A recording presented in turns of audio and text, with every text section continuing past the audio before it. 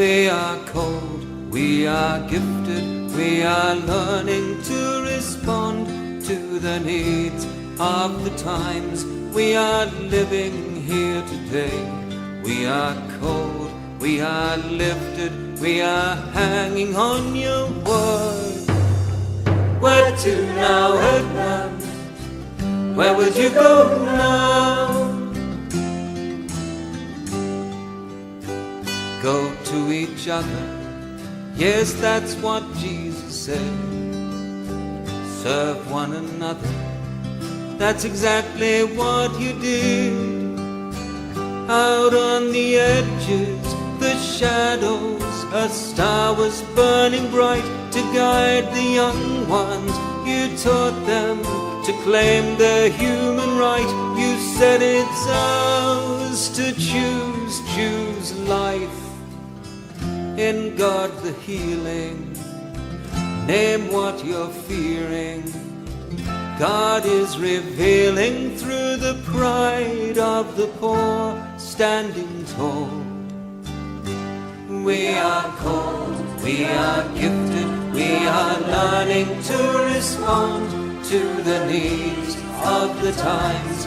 We are living here today. We are called, we are lifted, we are hanging on your word. Where to now, Edmund? What would you do now?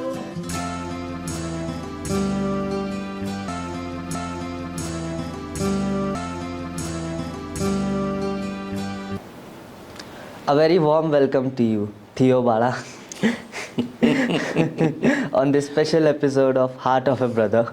We have been eagerly waiting for this wonderful moment for past few weeks. Brother Hector has told us many stories about you. We can't wait to hear more from you.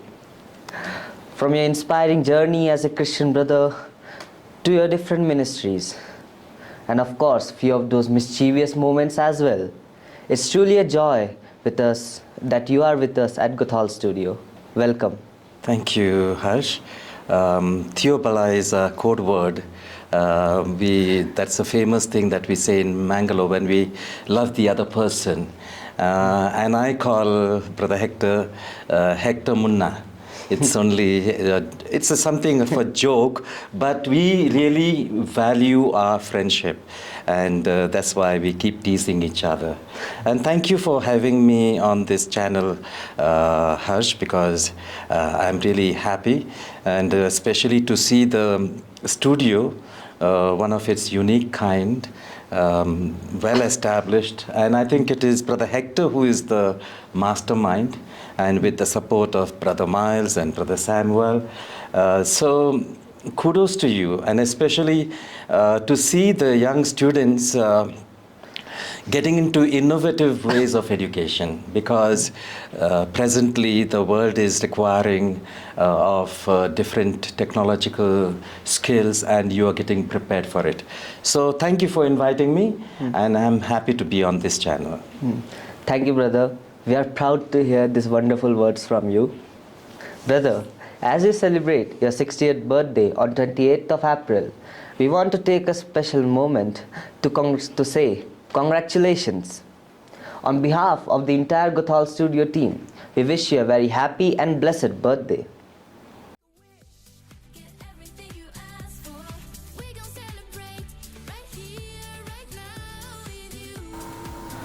Dear brother Theo, on behalf of the studio team, we wish you a very happy birthday. Happy birthday, brother Theo. Theo Bala, Tukosasai. Today is your 60th birthday. I wish you a very happy birthday. May the good Lord bless you and walk with you in your life journey. Take care. Wishing you a very happy 60th birthday, Brother Theo. Have a great year ahead. Theo Bala, how do you feel to be 60? I feel very energetic, young as ever. Good.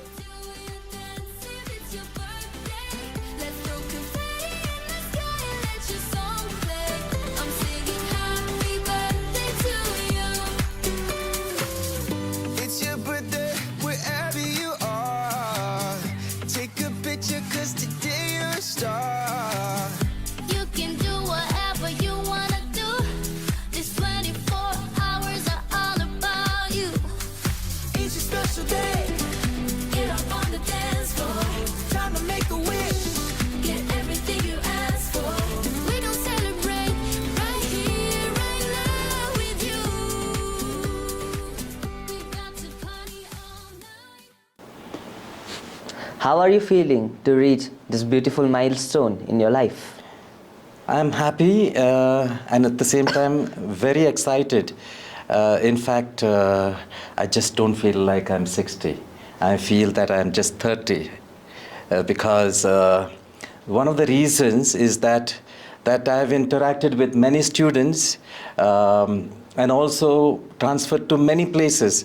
So I don't feel that my age is 60, but in my heart I'm always young to give my best, my energy to the people and as well as to the students. So I'm glad that I'm reaching and I'm waiting for many more years to come to continue to do this work in the service of others. Thank you. That really made us smile, brother. What a special moment. Thank you, Harsh. Could you share a few fond memories from your childhood? I'm from Bondel, a place, a coastal town in Mangalore. And during my childhood, I was brought up in a very devout family. I can say that my mom and dad and my grandmother, they inculcated the values within me at a very young age. And one thing that really energized me was going to school in our parish. We used to go there for our primary education, and that's where I met, let's call him Hector, brother Hector, and we cultivated our friendship. We are from the same parish, and also from there we went on to high school. It is closer to the house, and then our friendship cultivated there. But to speak about my family, they encouraged me to do what I loved the best. My father was a sculptor making statues, and my mom was a housemaker. So we helped out in this work of making statues, simple tasks like sandpapering or applying varnish or paint. Because actually I am not so really gifted in carving, but my father was really gifted in that area, and we enjoyed this. So these are some of my memories, and of course there are many more. If I tell them on this show, I don't think I'll be able to finish my memories that I have to be able to share.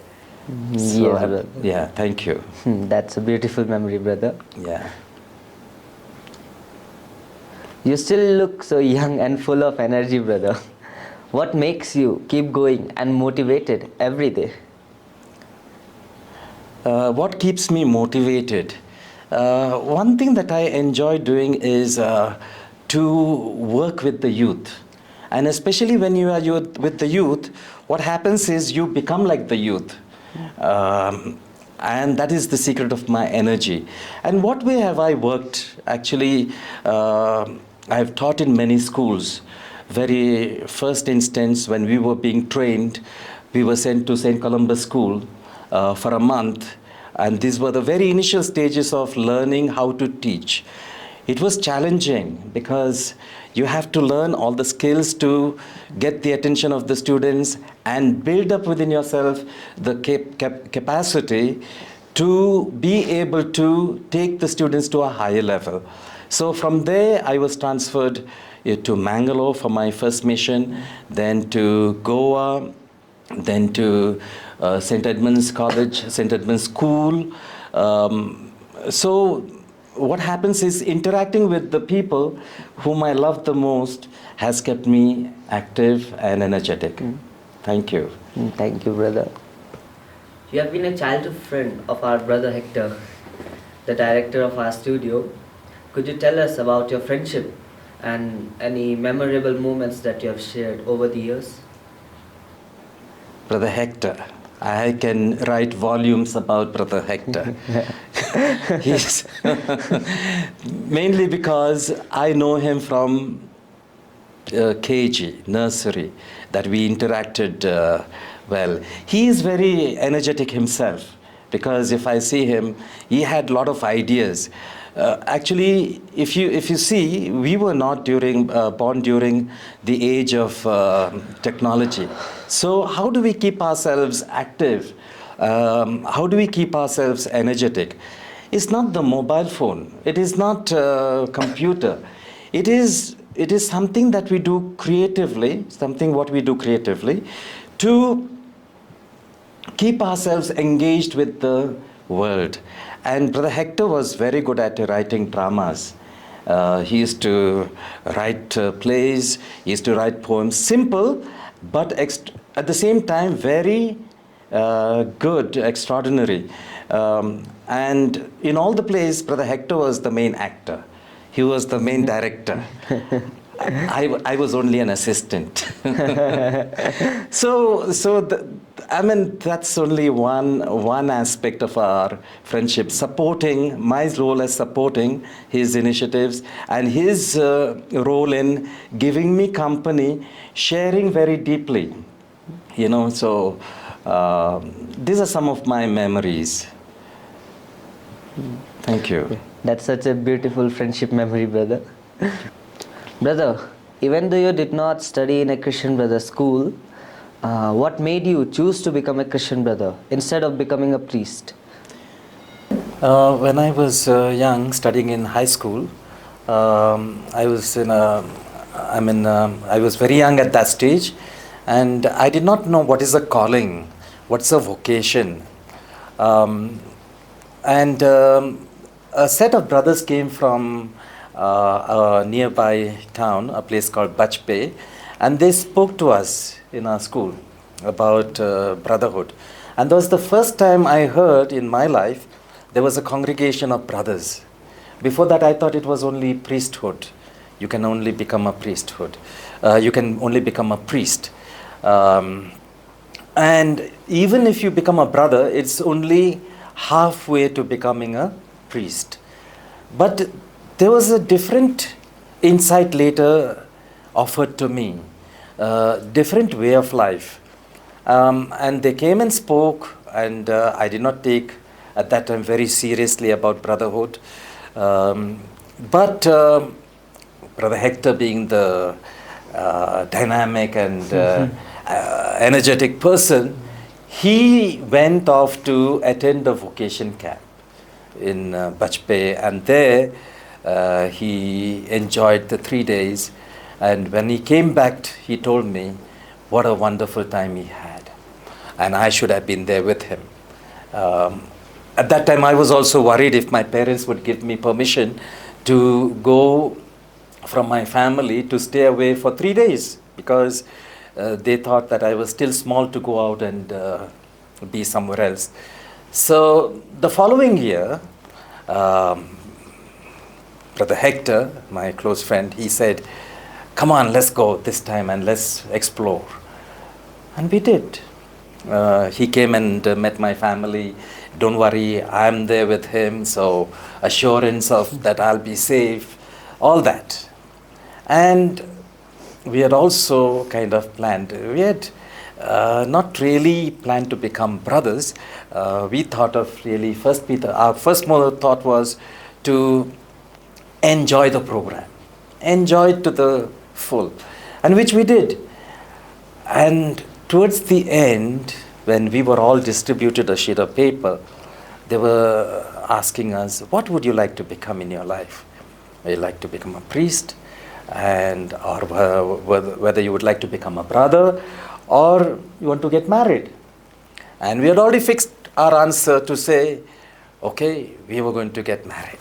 So that's our plan. But something changed within our hearts and minds.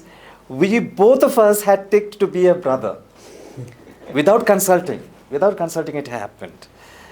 And then, that was the initial attraction. I wouldn't call it a vocation. It's an attraction towards something. And if I look back, and what did we really enjoy in the brothers there, was that our teachers, whenever they never joined us for a game of football. They guided us. But these Christian brothers actually mingled with us, played with us, and then they walked with us. That was the difference. And that's what attracted me to become a brother. And then later on, many have consulted me, why won't I become a priest? But what still holds me back, still with the brothers, is because this element of walking with students, and also something else that I have to mention here. When I joined the brothers, there were 3 brothers who were really my idols. One is an Australian, and one is an Irish, and one is an Indian brother. 3 brothers. Australian is Justinian Harrison, whom we called him Just. Elfridge McLaughlin, he was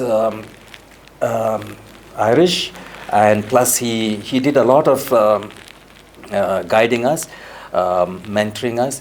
And Indian brother Wilfred D'Souza, he was a passion-filled brother. He had love for inviting more and more boys to become brothers, and he was fired with the mission of Blessed Edmund. So they lifted us up to a level that I just can't imagine, because we came from a situation, we spoke a local language. We spoke Konkani, we spoke Tulu, we spoke Kannada, that's a state language, but very little of English, and much less even Hindi. So as a result, when we joined the brothers, all communications had to be done in English. And I just can't believe how they worked with us, how they lifted us up to a level that we could communicate, we could interact, and built us up in our education. So now I want to give the same to the students who come under my care. So that's my vocation story, and that's how I was inspired. Hector really pulled you into becoming a Christian brother. That's right. Did your parents object your decision to becoming a Christian brother? When I mentioned at home that I'm going to become a brother, they really didn't take it very seriously, because they thought that I'm still very young. Probably I was, that time when I mentioned, I was only 13 or 14 years old. How could a 13 or 14-year-old boy could say that I want to become this? But then they knew there was something about me that was longing to be something that what I was actually saying. So initially they didn't say anything, but when they really thought I was going to become a brother, my father, I still remember asking me, wouldn't I want to become a priest? I can't forget that question. And being a sculptor, he was in touch with many priests and sisters, and they would have spoken to him and told him why your son can't become a priest. I'm sure he would have had that conversation with them. But my father is very open-minded, and he wanted to acknowledge my decision, support my decision. So when I explained to him that this is my take at this present moment, this is what attracts me, he blessed me. He said, go ahead, follow your dreams, do what you want to do in your life. And later on, when for my first profession, it was in Asansol, it was in 1990, my mom and dad came, my brother came, I still remember, my family members were there. When they saw the ceremony of my first profession, pronouncing the vows, and saw the people, the brothers, and the way they interacted, their doubts were cleared, and they affirmed my decision. That's both heartfelt and inspiring, brother. Thank you. Could you share your experience of taking your 3 vows, poverty, chastity, and obedience? What do they mean to you? It was in 1985. It was 1984 December that I took my first vows. Catholic Church has 3 vows: poverty, obedience, and chastity. These vows are intrinsic to Catholic Church. Why we take these vows is because to become a religious, you need to give up what is your give up. That's a wrong word. You have to join the congregation, which means you belong to a new family. Without giving up my own family, they will be there. So now, for this, there are 3 vows that we take. If I explain poverty, it's about to live simply, or to be generous in a way that when you may have things like we are ready to share those with the other person, especially in our ministry. Obedience to God's will, that's the vow of obedience. I mean, to move to any part of the country or even abroad, and to listen to the Spirit of God, how we can serve people, those who are needy. Chastity is something that you renounce, saying no to having your own family. So why do we profess these 3 vows? Is to be totally free, to be in the service of God, and more so to the poorest of the poor. Even the Pope emphasizes that when we are missionaries, we need to identify people who are last, least, and the lost. When I say last, least, and the lost, those people who have no means of education, those who have no means of having a good livelihood. So we take up their cause. That's why we are set as apart. And that's the reason we become religious, to serve God in improving the situation in the society so that they will be having a good future. So that's the reason I took those vows. And in our congregation, we have educational institutions, and we believe within the classrooms we are able to give children education that will give them a long lasting empowerment. As well as in the villages, we go and teach also, and we do the same. Yes, brother. We can see how much your mission means to you. Where have you served as a Christian brother, both in schools and ministries? I have worked in many places. I can say in 2 capacities. One in the school system, and the other one in a community situation, communities of in the rural villages of Meghalaya. So when I say within the schools, I have taught subjects, I have taught students in Goa, in St. Edmunds, and also in Nainital for a short while, a short stint. These are the places where I've taught in schools. But in villages, it was in Meghalaya. We have about 3 rural places. And in those places, we interact with the people and see their situation. And it's a different kind of education. It's not a classroom type of education. We teach in the schools of the village, and also we help them find ways as to improve their life better, quality of life better. Mm-hmm. Life in such remote regions can be quite challenging, especially with limited facilities. How do you and the other brothers who are there manage? It's true that we lack the facilities in the rural places. If I just go back in history, I recall the brothers when they came from Ireland.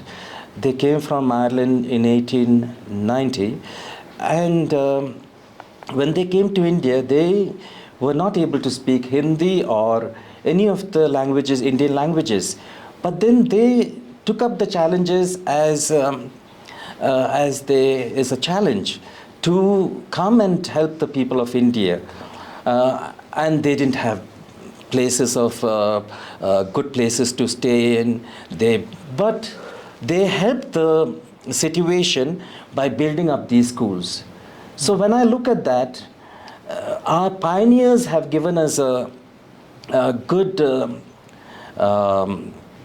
example to how to go to the people and build up new places.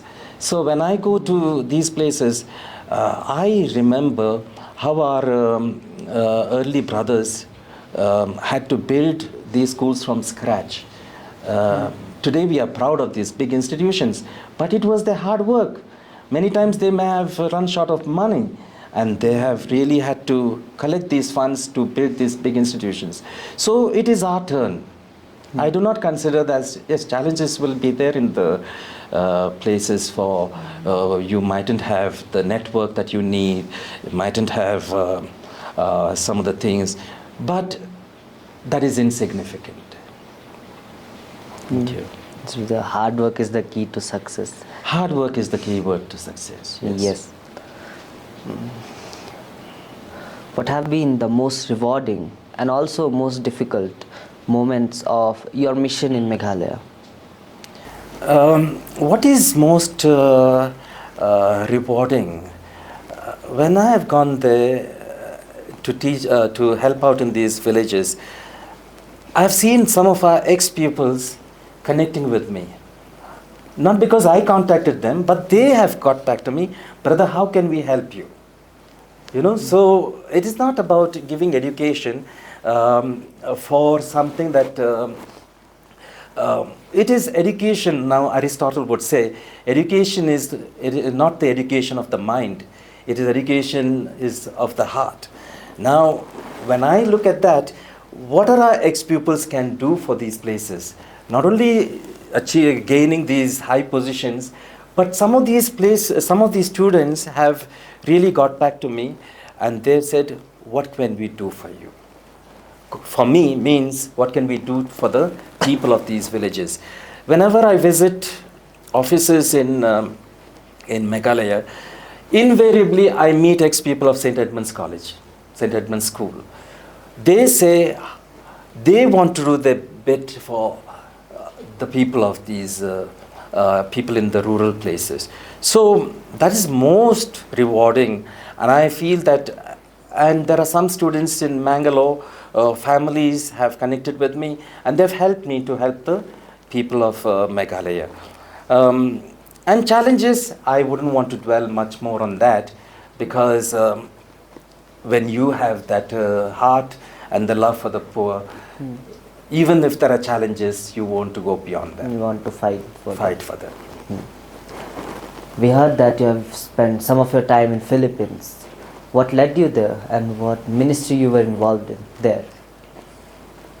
In 2010, when I was the vocation promoter, as I had said earlier, is a brother who goes around inviting young boys to become brothers.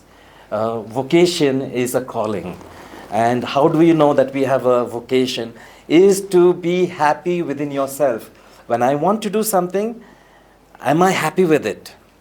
Does it sit well with me? And secondly, am I willing to be generous? Now that's the two aspects that we look at. And especially, actually who told me this was a brother named Brother Oliver Slattery. He said, brother, when you look for vocations, you have to see whether the person is going to be happy with that decision, and secondly, whether he is willing to be generous. And when I was doing that vocation promotion work, there was an invitation from the province of India. Actually, Brother Provincial contacted me and said whether would I be interested in taking up the mission in the Philippines, because the province leader of Oceania province, Oceania is Australia province, they contacted Indian province and they asked whether I would be interested in going there. And when that question was asked to me, I said immediately, yes, I'm going to go there. Without even asking whether it will be challenging, what kind of work. I never asked those questions. I just said, yes, I'm going. Always excited to go to new places. Always excited and contribute to a new place. And when I went there, Brother Frank Perkins was there welcoming us. And then I spent the time, and it was not a regular ministry which we did in India where we taught in schools. It was in communities. And there was one brother named, I would like to name him specifically because I consider him as inspirational person, a spiritual person, and also very intelligent person. He taught us how to do the community work. Community work means community development work.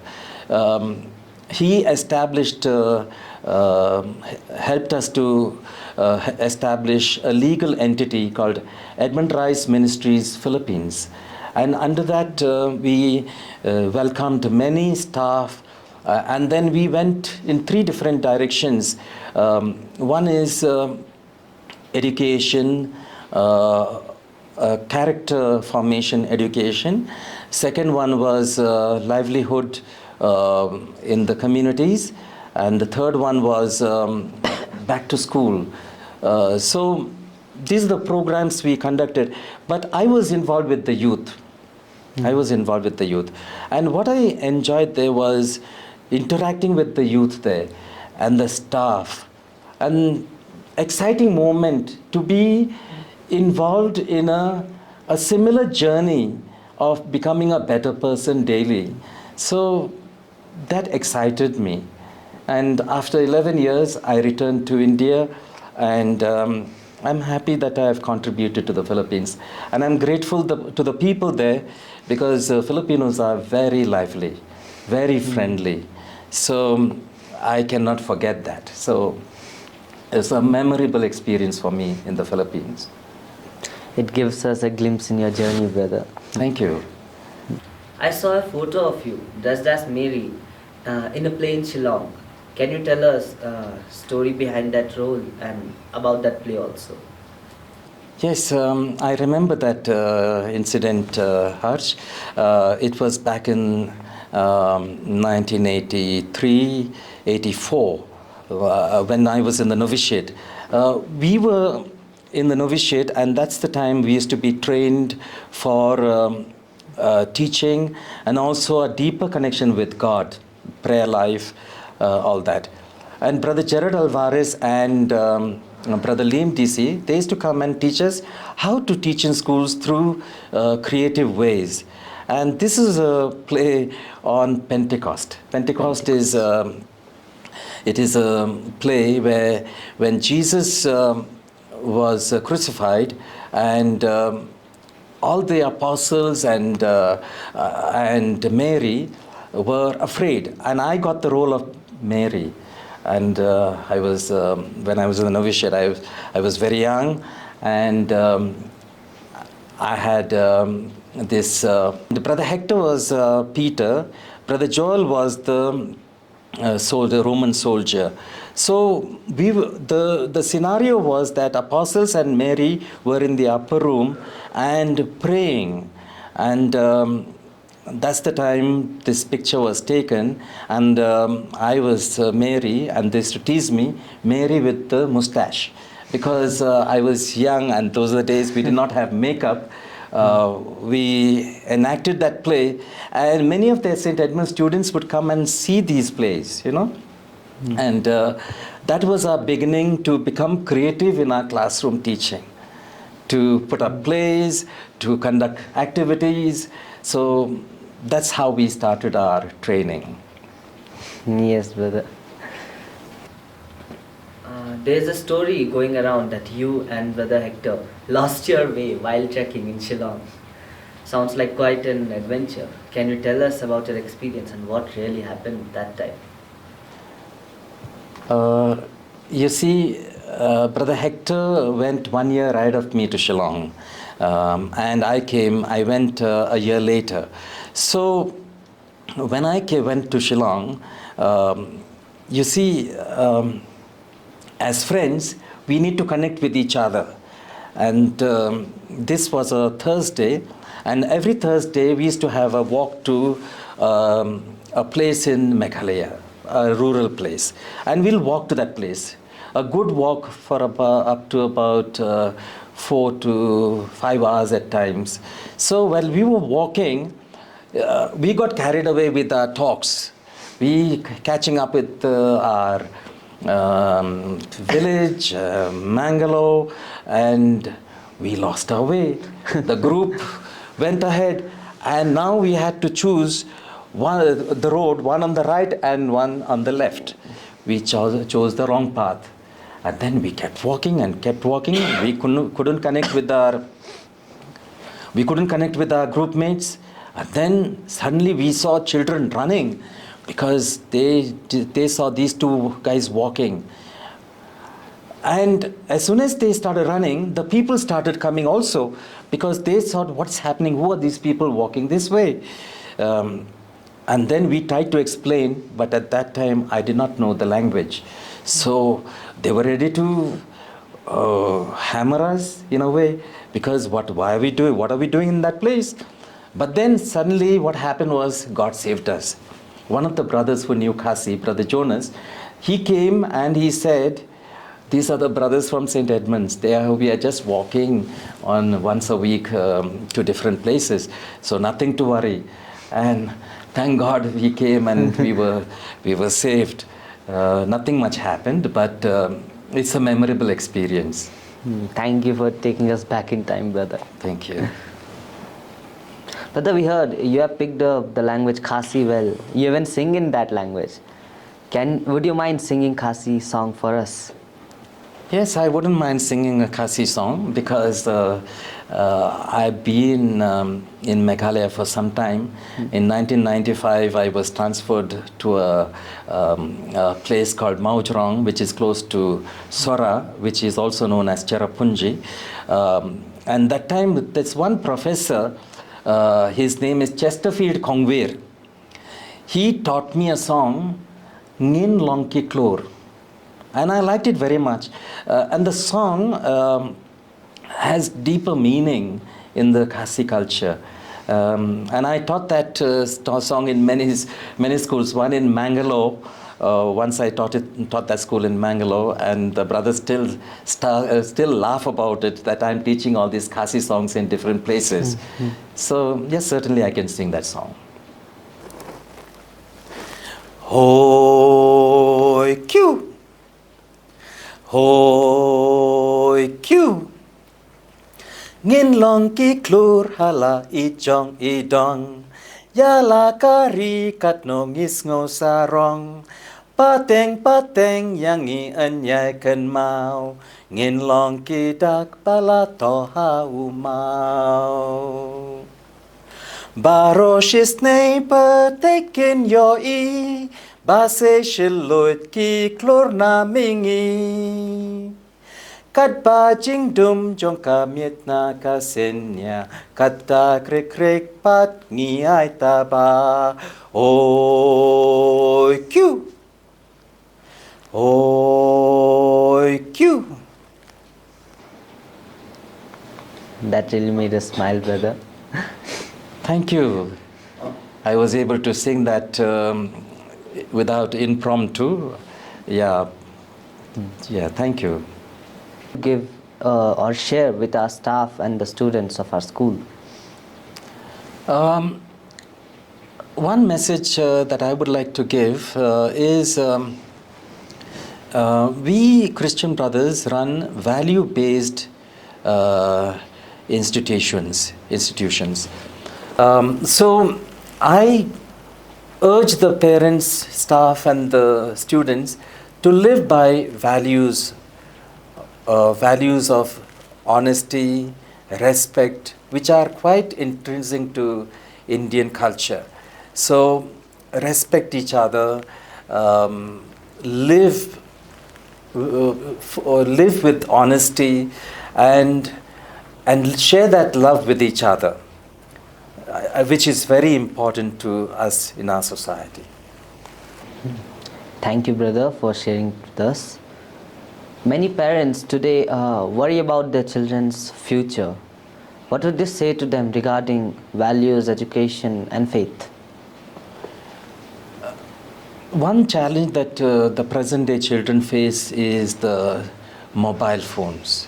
What happens is when they take up the mobile phones, a lot of time gets wasted connecting with outside world. And what happens is when you connect with the outside world, you forget the people around you. So, and this is a big challenge for parents, to tell the children use less, not to cut off completely, but use less of mobile phones. So my message to each and every student, use the mobile phone wisely, because it's not that we cannot cut off completely, because we need knowledge. And the parents are really concerned about this issue, and how can they make their student life enjoyable and enjoy the childhood, because childhood cannot be enjoyed once you are already older. So to make maximum out of your childhood, maximum benefits, explore positive things, and then build up a beautiful future. Thank you. Thank you, brother. Lastly, what advice would you give to young people who are searching meaning or direction, or you can say a purpose in their life? Our very existence is based on meaning and purpose. So when a person is young and child, the child or student may not know what that meaning and purpose means. But eventually, as you grow older, the child will know that their whole existence is to bring meaning to self and to bring meaning to others. So what are these meaningful things that we can do in life? One thing is never to forget people who are in need. And if somebody is there, somebody is hurt, not to look away, but to go and say a kind word. So in my opinion, and from the bottom of my heart, I urge the students to build a better society for the future. Be brutally honest. And in a world of fake narratives are being drawn to ruin the society. So be honest, and that will always give you meaning in life finally. Thank you. Thank you so much, brother, for spending time with us and bringing energy to our studio. It was such a joy having you around, especially the students. It was truly special. The way you connected with us so naturally. It's clear that you are living your life as a Christian brother to the fullest. You have left a mark on us, and we are sure your life will keep many young hearts to follow in your footsteps. Wishing you all the best as you continue your amazing journey. Visit our school and us again. Thank you, brother. Thank you. Happy birthday, Brother Theo. Thank you.